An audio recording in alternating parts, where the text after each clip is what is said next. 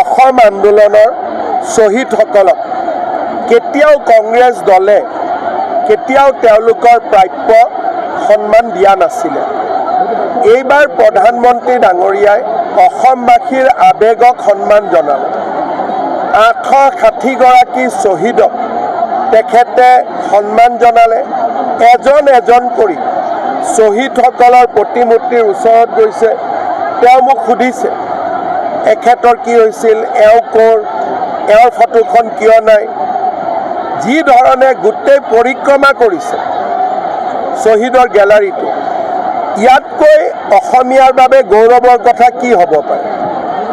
আজি যে আমি বাংলাদেশত যোৱা নাই, পাকিস্তানত যোৱা নাই, তাৰ কাৰণে হ'ল গোপীনাথ বৰদলৈ।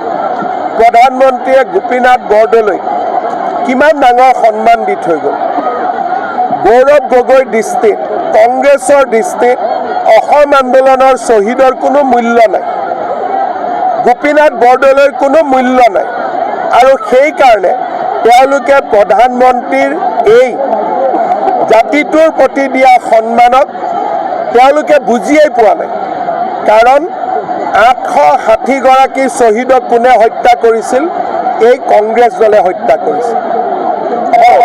বজাল কিন্তু ইয়াৰ স্থানীয় ৰাইজ আৰু অনুষ্ঠানে এখন পুনৰ মহাবিদ্যালয়ৰ মহাপতাকা লাহে লাহে চব হৈ থাকিব। মইতো কৰিয়ে থাকোঁ বজালিৰ কাৰণে। অহাকালি ছাৰ কংগ্ৰেছৰ গোটেই টিমবিধ আহিব, জনসম্পৰ্ক কৰিব। আহাততো কোনো বাধা নাই। ইমান ধুনীয়া হাইৱে হৈছে, ইমান ধুনীয়া ৰাস্তা হৈছে, আহাততো আহিবই। একদম ডেট এটা আপোনালোকে নেক্সট সপ্তাহৰ ভিতৰত ডেট পাই যাব।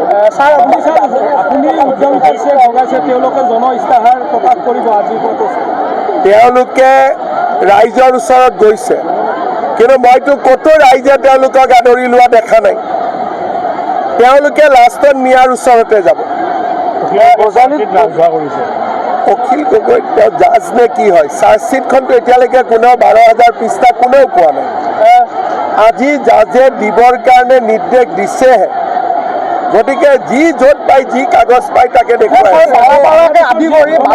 আদি কৰি বহু মাটি এতিয়াও সন্দেহযুক্ত নাগৰিক কৰি আছো। এজন মানুহ যিমান পাৰোঁ কৰি আছো, কৰি গৈ থাকিম। কিন্তু আমি এটা কথা লক্ষ্য কৰিছোঁ, আপুনি যেতিয়া সংখ্যালঘু এৰিয়াত গৈছে তাতো আপোনাক আদৰি লোৱা দেখি চবেই মোক ভাল পায়। তাকে আল্লাহৰ যিটো কথা কৈছে যে আল্লাহ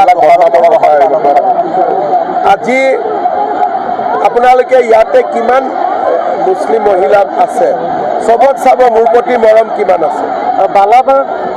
সকলোৱে মোক মৰম কৰে, কাৰণ তেওঁলোকে জানে যে মই ৰাইট পইণ্টত কথা কওঁ।